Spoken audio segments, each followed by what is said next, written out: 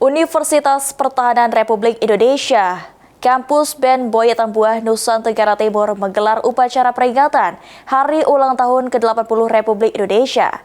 Dalam suasana khidbah dan penuh semangat kebangsaan, acara ini digelar di wilayah perbatasan antara Indonesia dan Timor Leste.